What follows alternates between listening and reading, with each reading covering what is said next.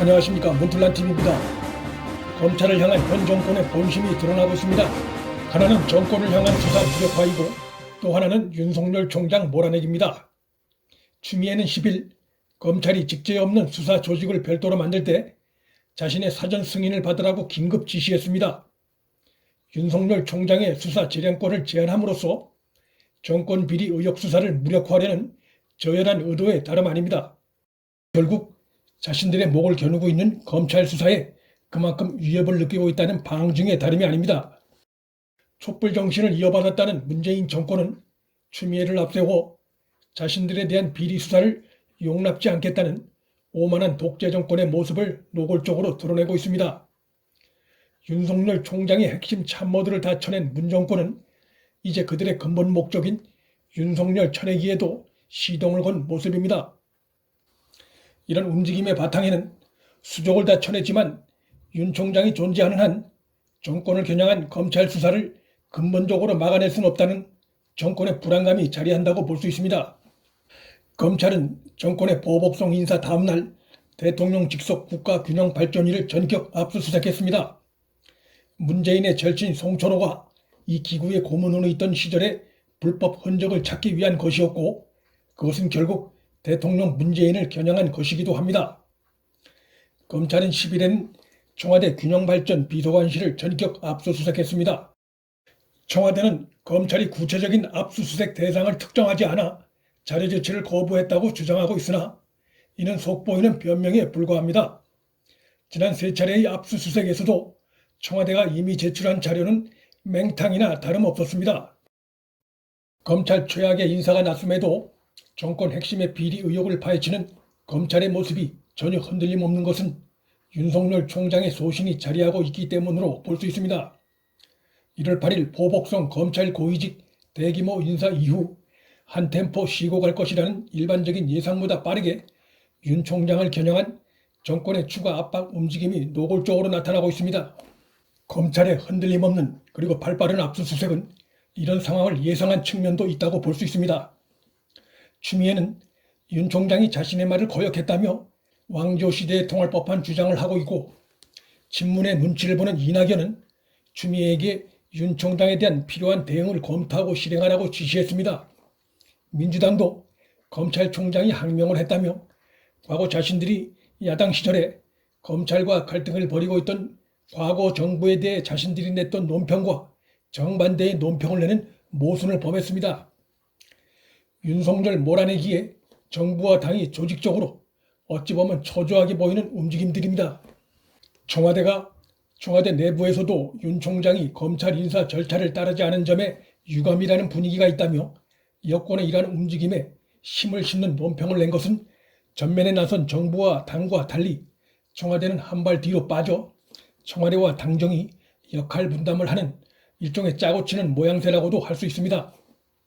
이들이 한결같이 주장하는 것은 추미애가 윤 총장을 패싱한 것이 아니라 윤 총장이 법무부 장관의 의견 청취 요청을 거부했다는 것입니다. 이것은 속이 뻔히 들여다 보이는 코미디 같은 억지 주장이 아닐 수 없습니다.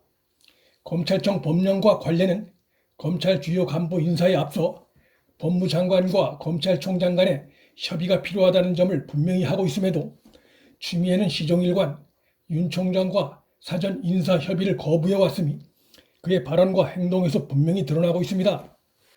추미애의 이런 발언은 자신이 인사권 남용을 통해 수사 방해한 혐의로 검찰에 고발된 상황을 의식해 그 혐의에서 벗어나려는 계산이 깔린 것일 수도 있습니다. 여권이 윤 총장에게 있지도 않은 책임을 전가하는 이런 태도는 이번 검찰 보복 인사로 문재인과 추미애에게 제기되고 있는 비난 여론을 희석하고 궁극적으로는 윤 총장을 몰아내야 하겠다는 의도에서 그 명분 축적을 하려는 시도일 수 있습니다.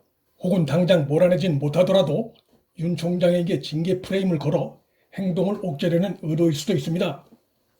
윤 총장에 대한 징계를 추진하려면 문재인과 추미애의 인사권이 법령과 원칙에 합당했는지 남용은 없었는지부터 따져봐야 하는데 그 점에서 여권은 불리할 수밖에 없다는 것이 확연한 상황입니다. 윤석열 총장이 평상심을 유지하고 있다는 사실 외에도 문 정권을 불안하게 하는 또 하나의 고민은 윤 총장의 핵심 고위 간부들은 쳐냈지만 정권 비리를 실무적으로 수사해온 수사 실무 책임자급 검사들이 여전히 각 검찰 조직에 남아있다는 것입니다. 새 지휘부가 수사 관련 내용을 잘 아는 실무 책임 검사들을 강압해 일방적으로 수사의 방향을 바꾸는 것은 쉽지 않습니다. 정권이 중간 간부 검사에 대한 필수 보직 1년 보장이란 자신들이 만든 원칙을 무시하면서까지 수사 실무팀마저 교체하려 한다면 그것은 결국 자신들의 목을 겨누고 있는 검찰 수사에 그만큼 위협을 느끼고 있다는 방증에 다름이 아닙니다.